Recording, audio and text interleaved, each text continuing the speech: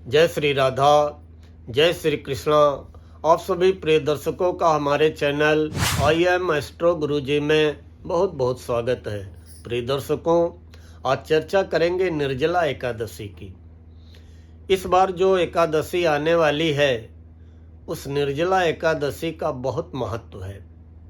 आइए जानते हैं कि इस एकादशी को हमें क्या करना है और भूल करके भी क्या नहीं करना है। निर्जला एकादशी मोक्षदायिनी एकादशी होती है। मोक्ष प्रदान करने वाली एकादशी निर्जला एकादशी होती है, जो कि इस बार 18 जून को मनाई जाएगी। क्योंकि एकादशी का व्रत हमेशा उसी दिन रखा जाता है जब उदया तिथि के समय एकादशी हो और उसी दिन द्वादशी भी लग रही हो। एकादशी और द्वादशी ये दोनों तिथियां जिस दिन हो और सूर्योदय के समय उदया तिथि में एकादशी हो, उसी दिन एकादशी का व्रत रखा जाता है। वैसे तो इसका नाम ही है कि निर्जला, कि व्रत रखें और निर्जला अर्थात जल भी न पिए, जल का भी सेवन न करें, बिना जल पिए व्रत रखें। लेकिन अब जैसा कि इस समय बहुत भीषण गर्मी पड़ रही है, व्यक्ति 24 घंटे बिना जल पिए कैसे रहेगा। लेकिन फिर भी अगर आप निर्जला व्रत नहीं रख सकते हैं तो कुछ चीज़ें ऐसी जरूर हैं जो कि इस दिन अगर आप कर लेंगे तो भगवान विष्णु की पूरी कृपा प्राप्त होगी। घर परिवार में मांगलिक कार्य होंगे, घर परिवार में सुख शांति समृद्धि बनी रहेगी। किसी भी प्रकार का अगर घर परिवार में तनाव रहता है, उलझन रहती है या आय की अपेक्षा व्यय की अधिकता दिखाई देती है, तो ये सारी स्थितियां संसार के पालनहार भगवान विष्णु की कृपा से अवश्य समाप्त होंगी। आपको करना क्या है? 18 जून मंगलवार को, जिस दिन एकादशी का व्रत रखा जाएगा, बहुत लोग निर्जला व्रत भी रख सकते हैं जिसका शरीर सहयोग देगा, साथ देगा। लेकिन जो निर्जला व्रत नहीं रख सकते हैं उनको भी हमारी एक सलाह है कि सबसे पहले आप जब 18 जून मंगलवार को सुबह उठें, अपनी दोनों हथेलियों के दर्शन करते हुए माता लक्ष्मी का, भगवान विष्णु का ध्यान करें और धरती माता के चरण स्पर्श करते हुए स्नान करें। और स्नान करने के बाद भगवान सूर्यदेव को 1 लोटा जल अर्पित करें। उसके अलावा उस दिन आप जो भी भोजन करें उसमें तामसी भोजन का परहेज करें। आप व्रत रहें या न रहें, लेकिन कम से कम इतना तो कर ही सकते हैं कि 18 जून मंगलवार को एकादशी के दिन आप तामसी भोजन का परहेज करें। तामसी भोजन मांस मदिरा का सेवन न करें, लहसुन प्याज का सेवन न करें, गाजर मूली का सेवन न करें, भूल करके भी चावल का सेवन न करें, चावल न खाएं। चावल से बनी हुई चीज़ों का उस दिन आप परित्याग करें। तामसी भोजन कहते हैं कि जैसा खाएं अन्न और वैसा हो मन। तो जब हम तामसी भोजन करेंगे तो हमारे मन में तामसिक प्रवृत्तियां जागृत होंगी।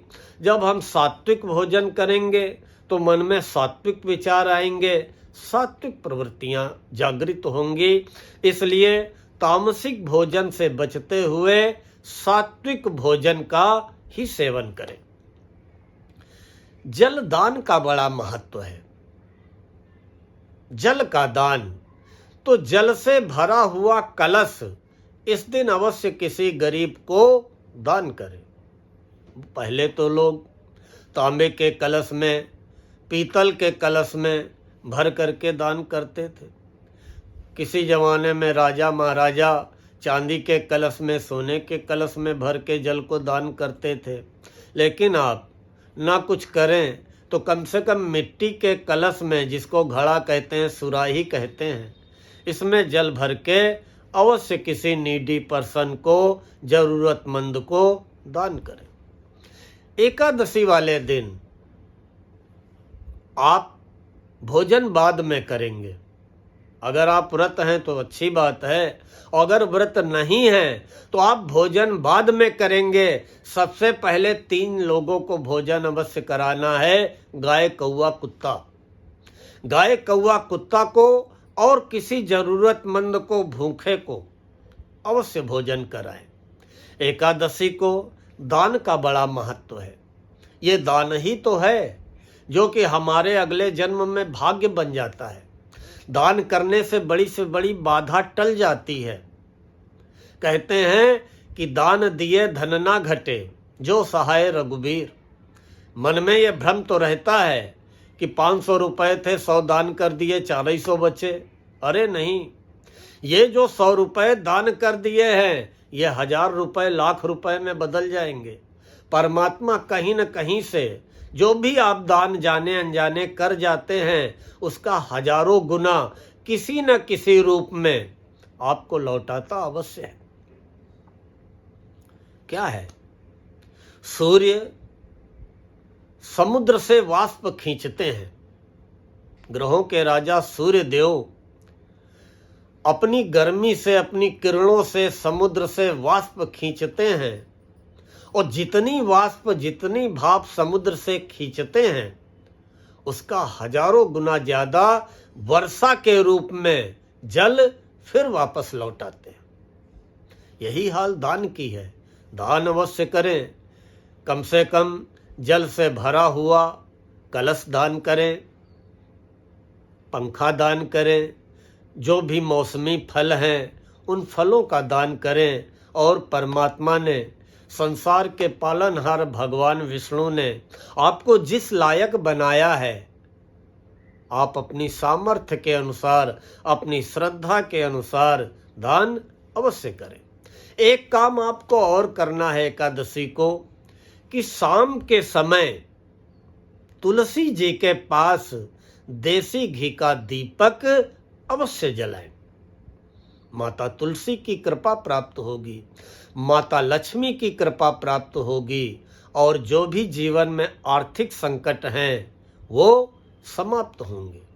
लेकिन एकादशी वाले दिन नमक का सेवन न करें, तेल का सेवन न करें, कटहल का सेवन न करें, पालक का सेवन न करें, मसूर की दाल का सेवन न करें, क्रोध न करें, झूठ न बोलें, किसी की चुगली न करें, किसी की निंदा न करें, और किसी के दिल को न दुखाएं। अपनी जुबान से किसी के लिए अपशब्द न बोलें, और उस दिन पान भी न खाएं। भगवान विष्णु की कृपा प्राप्त होगी। आप बहुत लंबा चौड़ा पूजन नहीं कर सकते हैं, निर्जला व्रत भी नहीं रख सकते हैं, तो कम से कम इन चीजों को जो हमने बताया है, इन सारी बातों को करते हुए मन ही मन ओम महालक्ष्मी नमः, ओम नमो भगवते वासुदेवाय का जप करते रहें। अवश्य ही एकादशी माता की कृपा प्राप्त होगी। संसार के पालनहार लक्ष्मी नारायण भगवान विष्णु की कृपा प्राप्त होगी। आपके जीवन से संकटों की समाप्ति होगी, और अंत में 84 लाख योनियों से मुक्त होकर के आप मोक्ष को अवश्य प्राप्त होंगे। इतना ज्यादा इस एकादशी का महत्व है, क्योंकि तभी तो इसको कहते हैं मोक्षदायिनी एकादशी, मोक्ष देने वाली, जन्म मृत्यु के बंधन से छुटकारा देने वाली। इसलिए ये जो निर्जला एकादशी 18 जून को आ रही है, इसका आप पूरा उपयोग करें। दान करके, धर्म कर्म में मन लगा करके, लक्ष्मी नारायण भगवान का स्मरण करते हुए अपने को अशुभ कार्यों से बचा के रखिएगा। लक्ष्मी नारायण की कृपा हर पल बनी रहेगी। कभी भी जीवन में कोई संकट नहीं आने पाएगा, और जब भी कोई जीवन में संकट आने वाला होगा, भगवान दौड़ करके अपने भक्त की रक्षा करने चले आएंगे। क्योंकि भगवान को भक्त की बड़ी चिंता होती है। कहते हैं कि जिसने उसको सौंप दी अपनी जीवन डोर, उलझ कभी सकती नहीं पकड़े नंद किशोर। लेकिन नंद किशोर कब पकड़ेंगे? जब हम उनको सौंप देंगे। परमात्मा भगवान कहते हैं कि सन्मुख होई जीव जब जबहि, और कोटि जन्म अघनासहि तबहि। जब भी कोई प्राणी मेरे सामने आता है, मेरे सामने तो आए समर्पण भाव से, शरणागत भाव से, तो मैं उसके करोड़ों जन्म के पापों को नष्ट कर देता हूं। अबलो नसानी अबना नसइयों, कि कम से कम ये तो भावना हो कि जो किया किया, लेकिन अब आगे हम नहीं करेंगे। इसलिए बुरे कार्यों से बचें और अटूट विश्वास रखें। भगवान विष्णु पे अटूट विश्वास रखें। वो अपने भक्त की रक्षा के लिए, भक्त के प्रण का पालन करने के लिए अपने प्रण को भी तोड़ देते। जो अपने प्रण को तोड़ दे केवल भक्त के प्रण को पूरा करने के लिए, ऐसे भक्त वत्सल भगवान विष्णु को प्रसन्न करने का 18 जून को बहुत ही अच्छा शुभ अवसर आ रहा है, जिसका कि हमें विश्वास है कि आप सभी सदुपयोग करते हुए, फायदा उठाते हुए भगवान लक्ष्मी नारायण की कृपा प्राप्त करेंगे।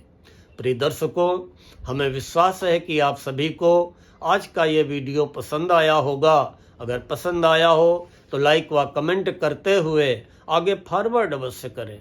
और हमारे जिन प्रिय दर्शकों ने अभी तक चैनल को सब्सक्राइब न किया हो, आप सभी से अनुरोध है कि कृपया चैनल को सब्सक्राइब अवश्य कर लें, बेल आइकन दबा दें, ताकि आगे आने वाले वीडियोज के नोटिफिकेशन आपको बराबर प्राप्त होते रहें।